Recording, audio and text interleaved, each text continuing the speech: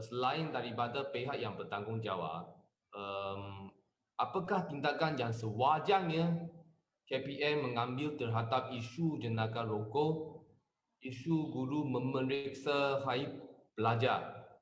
Saya mohon maaf dengan Dr. Jack. Saya ada pandangan berbeza, agak banyak berbeza sama sekali. Saya memang setuju sesuatu tindakan daripada pihak kerajaan, baik pegawai ataupun agensi, mesti ada punca kuasanya. Tanpa punca kuasa, maka even kerajaan sendiri pun boleh didakwah ke atas mahkamah. Dan saya mengulas ni, menggabungkan dua-dua kejadian, iaitu ugutan merogoh dan juga pemeriksaan badan. Apa yang Dr. Jack sebut tadi, mungkin buktinya kurang jelas ataupun kurang sahih. Tetapi apa yang saya faham di sini tentang kes ugutan merogoh itu hantar melalui WhatsApp. Dan juga yang tentang pemeriksaan badan tu dicakap di depan khalayak ramai. Maksudnya satu kumpulan pelajar. Saya percaya semua pelajar-pelajar yang hadir pada sesi tersebut boleh menjadi saksi dan cukup bukti untuknya. Balik kepada punca kuasa, izin saya bacakan. Saya sebutkan tadi bahawa Kanun Keseksaan 509. Maksud di sini, saya tidak setuju kalau dikatakan tidak ada peruntukan undang-undang yang boleh mengambil tindakan. Saya juga maklum bahawa kerajaan Tebuk Atap melambat-lambatkan undang-undang anti gangguan seksual yang sepatutnya dibentangkan ataupun sudah disiapkan ketika Dr. Zack berada di Kementerian Wanita. Peruntukan 509, izin saya bacakan. Perkataan atau isyarat yang dimaksud mengaitkan kehormatan seseorang.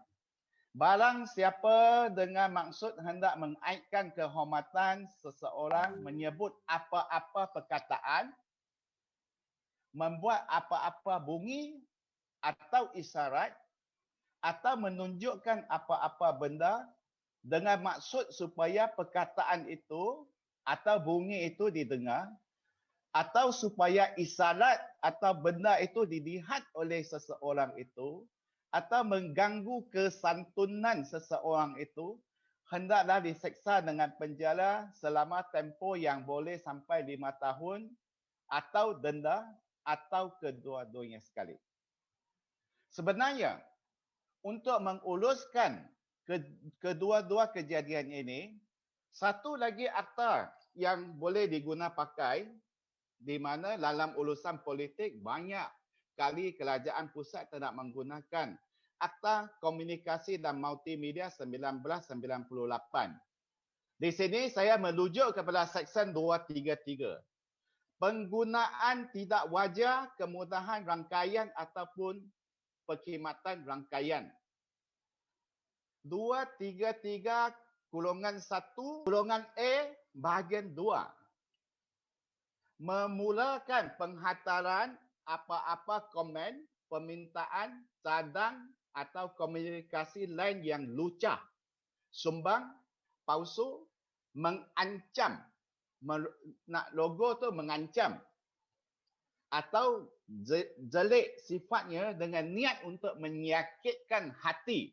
Tidak semestinya ada hubungan fizikal yang sebut tadi, doktor sebut tadi, untuk menyakitkan hati, menganiayai, mengugut atau mengganggu orang lain merupakan satu kesalahan jenayah di bawah Seksyen 233 Akta Komunikasi dan Multimedia 1998. Memang Seksyen 509 dan 233 ini cukup untuk mengambil tindakan. Tidak perlu tunggu undang-undang gangguan seksual yang masih belum diluluskan di Parlimen kerana Parlimen sudah digantung. Akibat daripada itu, sepatutnya menteri yang berkaitan, khasnya KPM dan juga Kementerian Wanita, mohon maaf kepada mangsa. Sepatutnya. dan juga segalanya serta-merta menyusun kaunseling ke atas mangsa wanita ataupun gadis pelajar ini yang masih dalam peringkat remaja lagi. Nampaknya kaunseling tidak dilakukan, mohon maaf tidak ada. Dan apa yang sepatutnya dilakukan oleh masyarakat? Memang saya sendiri telah lihat ada banyak NGO telah bersuara dan juga banyak parti-parti politik juga turut bersuara. Namun demikian, saya lihat kepimpinan politik tidak cukup agresif, tidak cukup lantang ataupun agak lembab ataupun agak slow untuk menegakkan, mempertahankan mangsa pelajar ini yang berani tampil ke depan.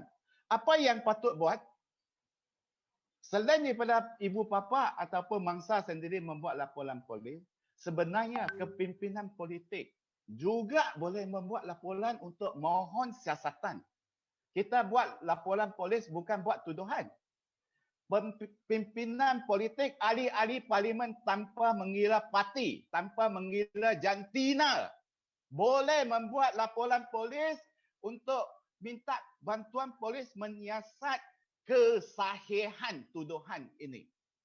Sekiranya tuduhan ini sahih, benar, ada bukti, maka tindakan wajar diambil. Sekiranya tuduhan ini tidak benar, tidak ada kesahihannya, maka keadilan perlu dipulangkan kepada guru yang dituduh.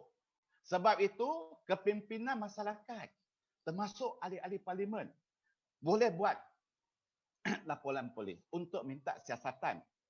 Di sini saya bukan kata buat laporan untuk buat tuduhan ke atas mana-mana pihak. Kita minta polis siasat secara profesional. Dan selain daripada itu, kepimpinan masyarakat, kepimpinan parti, ahli YB juga wajar menulis surat rasmi kepada menteri berkaitan. Cuba kita bayangkan, kalau ada 100 ahli parlimen, 100 adun, tanpa kira parti, daripada mana, dari Semenanjung, ataupun daripada Sabah Sarawak, hantar surat protes kepada Menteri Wanita, hantar surat protes kepada Menteri Pendidikan Malaysia, saya percaya mereka ada tekanan. Tetapi ini belum buat. Dan juga kepimpinan perlu meluangkan sedikit masa ataupun keprihatinan kalau diizinkan untuk merawat mangsa ini pun kita belum nampak lagi dilakukan. Dan apa yang saya nak cadangkan di sini kepada semua YB yang ingin melihat kebenaran dan keadilan. Saya mengesyorkan dalam platform ini, ahli-ahli parlimen khasnya Dewan Rakyat dan Dewan Negara boleh mengusulkan buat satu persediaan untuk mengusul bahawa satu usul di Dewan Rakyat dan juga di Dewan Negara memotong gaji menteri yang gagal, yang cuai tugas RM10. Semua ini boleh dilakukan untuk mendesak, memberikan tekanan kepada menteri supaya jangan duduk dalam buaya mimpi lagi. Supaya kena bekerja. Bukan berdiam diri, selamba tak tahu, tak nampak, tak lihat, tak dengar. So, ini sepatutnya dilakukan oleh kepimpinan masyarakat dan juga kepimpinan parti-parti politik. Sekian, terima kasih.